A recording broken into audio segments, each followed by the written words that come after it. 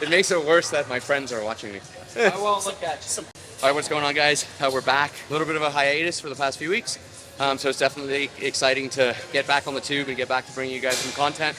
A little bit different for this session and the next couple sessions. I have some guys from Team Gloff visiting me for the weekend from the States. And to celebrate that, we've rented an Airbnb so we can get some sessions in here at Pure Muscle and Fitness. So we're kicking things off today with a pull session, and we're starting that off with a single arm lat pull down with this Nautilus piece here next to me. From there, we're gonna go into a lat row, and then we're sort of gonna just piece the rest of the session together as we go, considering we're catering to multiple different programs between the three of us. But we'll take you through it and see what happens. Let's get started.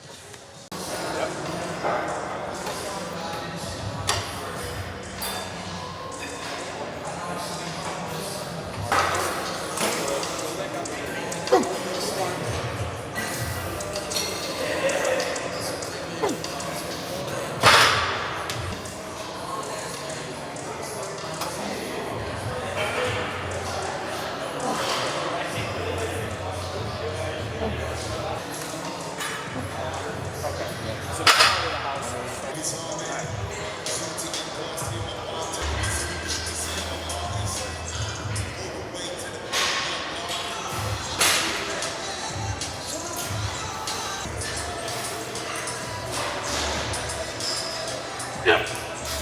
Come on.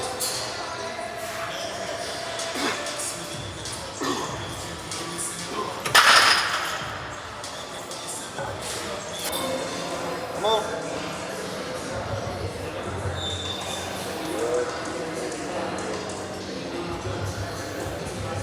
Come on.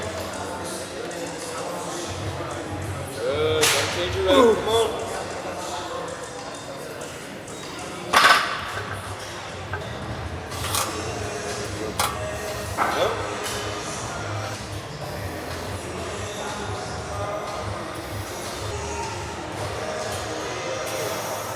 Nice. Good. Come on. Yes, come on. Come on.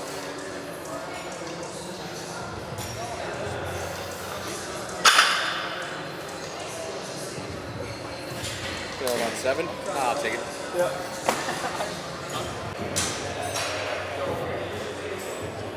Okay, so we've moved on now to a single arm lat row, which we're doing on the Nautilus Explode piece.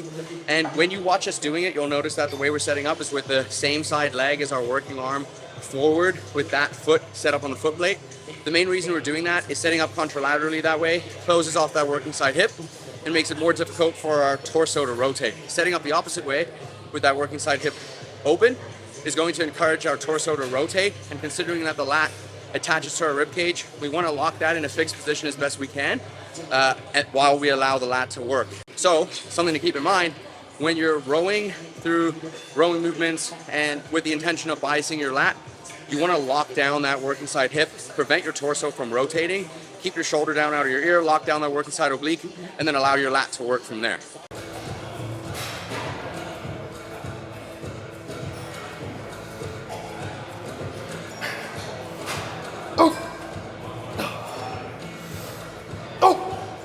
Good one. Go. Oh.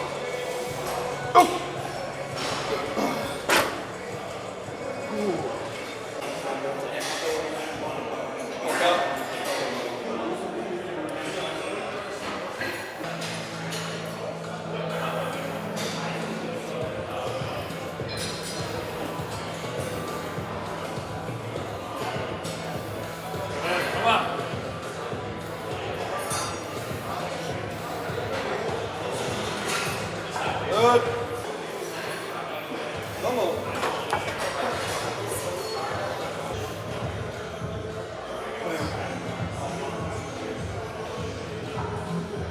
on.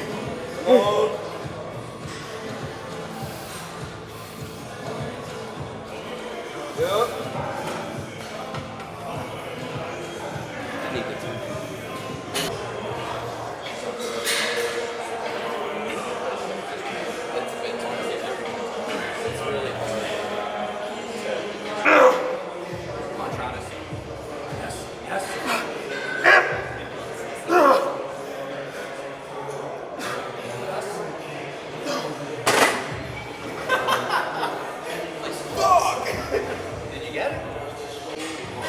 That's a lot hard.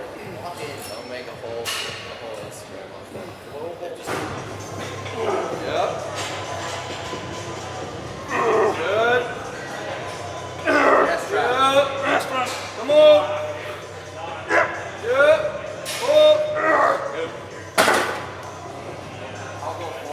All right, so third movement of the day, we're moving to a pullover. Now, typically what we would do is do this with a cable and a single arm, just because that makes a little bit more sense with regards to lining things up to the fiber orientation of the lat. But at Pure, they have a pretty awesome chain fed piece. So we're gonna have a meathead moment and opt for that today just because, frankly, it's awesome and we wanna get on it.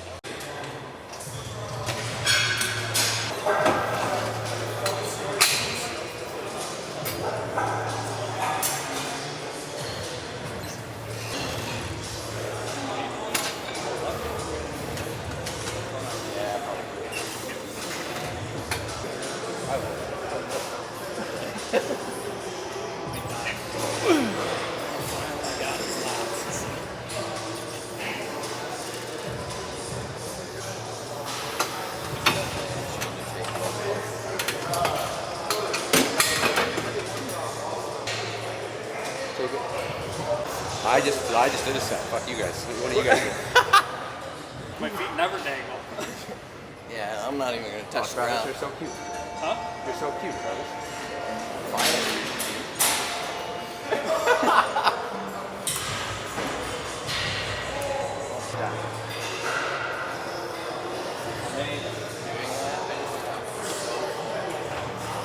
Well, there it is.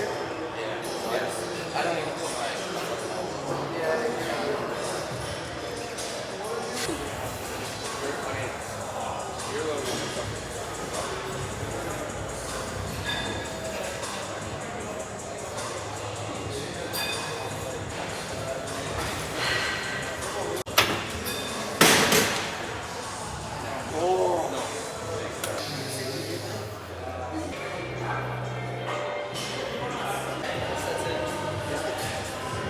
You want me to feel it, Travis? Get your hips in there. Oh, I'm gonna get my hips up.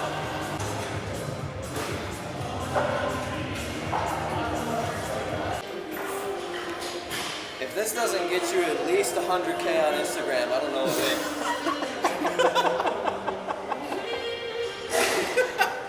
We're gonna be hopeless.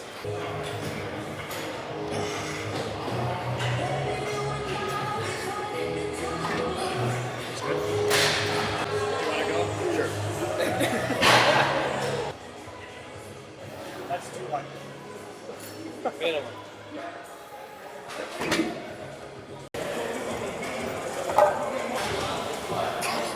Nice.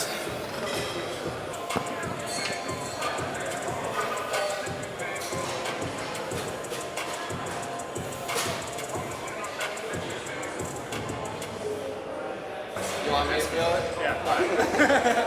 You're the complete opposite to ass.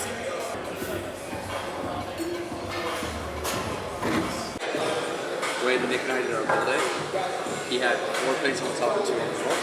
And I was like, I think I'm gonna go. And he had just done it. He's like, no. Take a plate off the That plate on the middle. I was like, bro, come on. Man, fuck it, dude.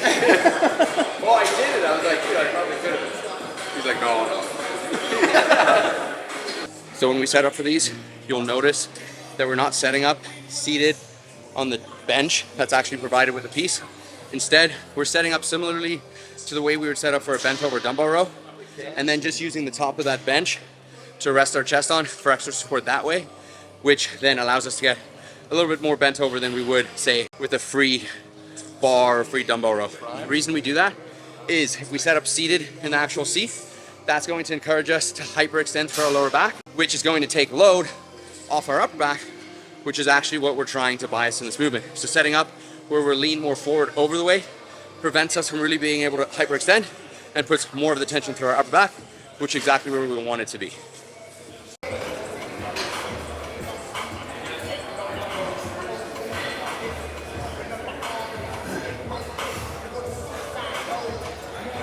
Good job. Oh, you're in it now.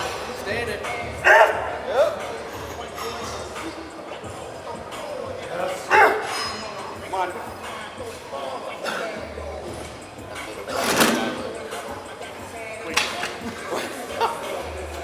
That's all right. Just drop significantly on your downside and make up with the rest.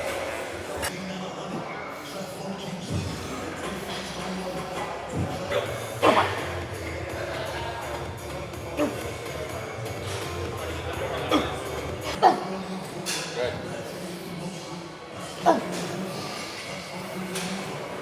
Good. Yep. There it is. Come on. Yes.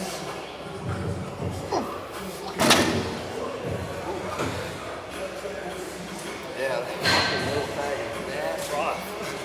That's why I got off and I'm like, maybe we shouldn't have put the 25%. I was done for it.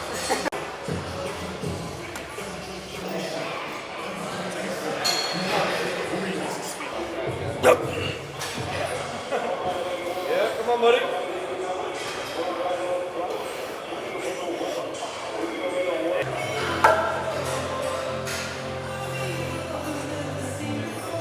Walk out.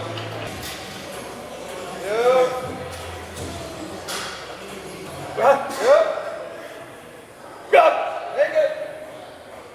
Good. Good. Control.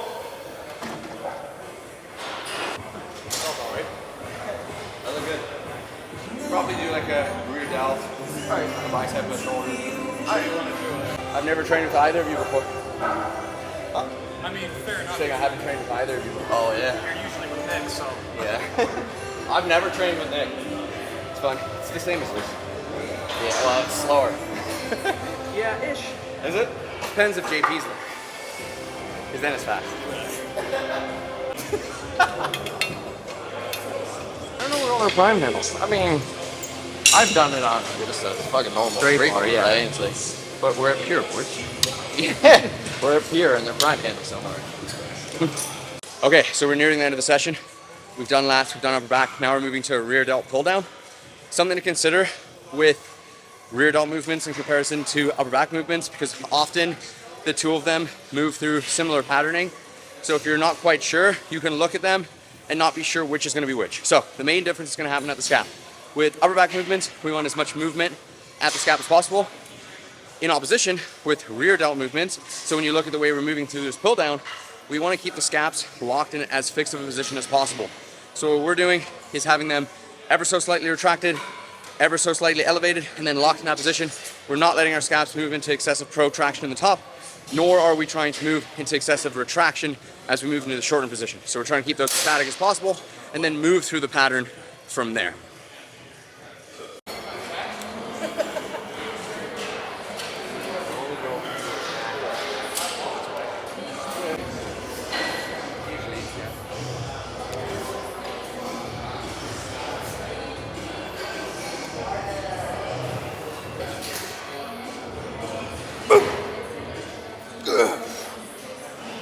Let's go.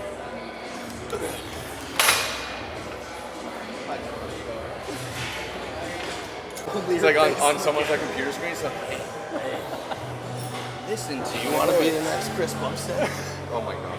I was going to make the joke, but I'm not going to. I wasn't. My dog. I said, either that or I'm going to steal your toes.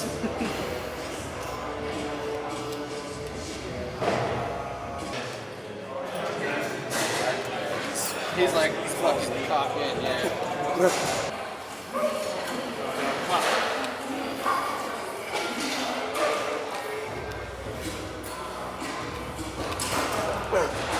Come on.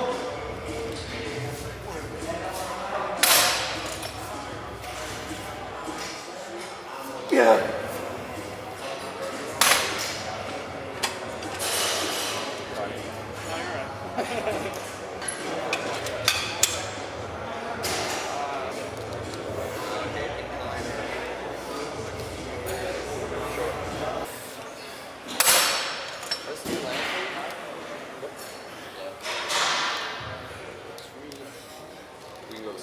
Good.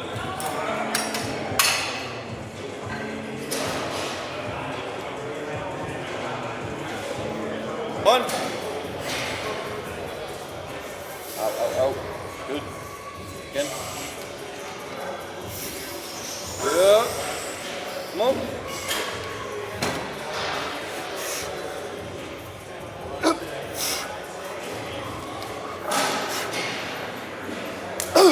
From here, Trev. From here, Trev.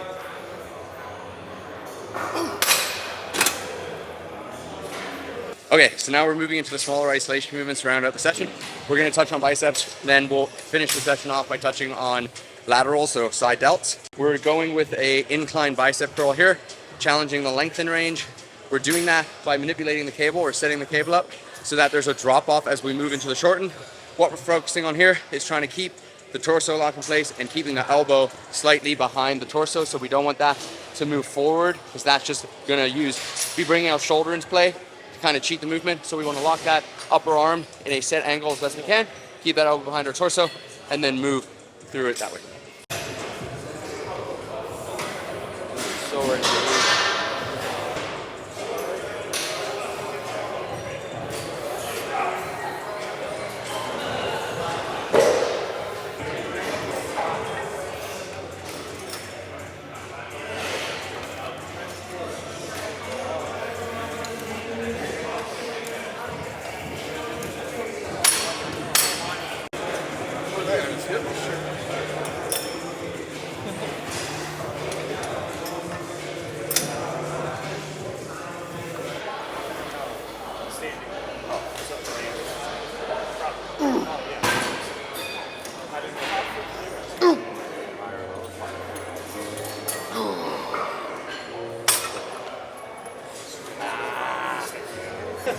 That hurts a lot.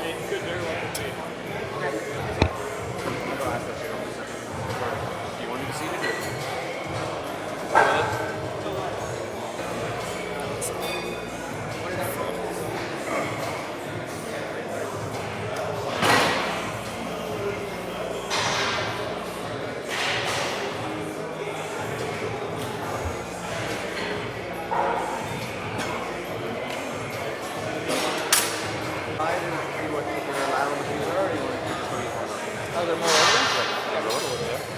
Go straight forward.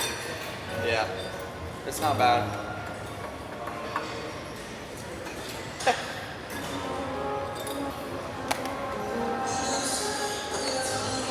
It's too light.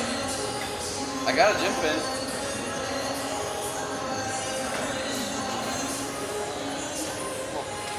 Make it hurt. Just blood.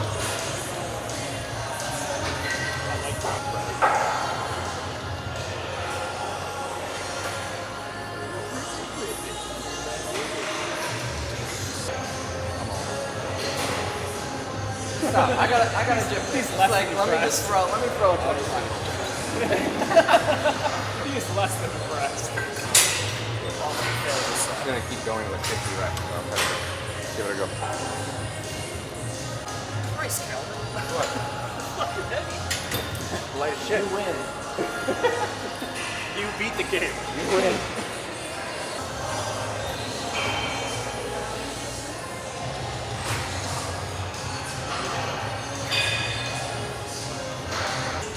Here's my pelvis.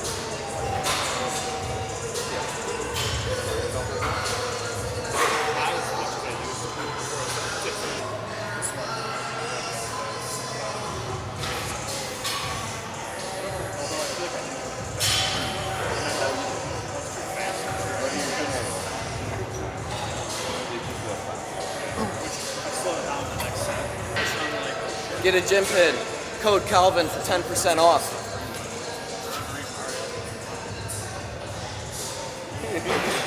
Ever use code Nick10. Never use that one. Never use Nick10. He's a bad Or is it Glock? I think it's Glock. It's probably Glock. It doesn't matter what it is. Yeah. Because you're not going to use it anyway. Whatever it is, Nick Glock is bad.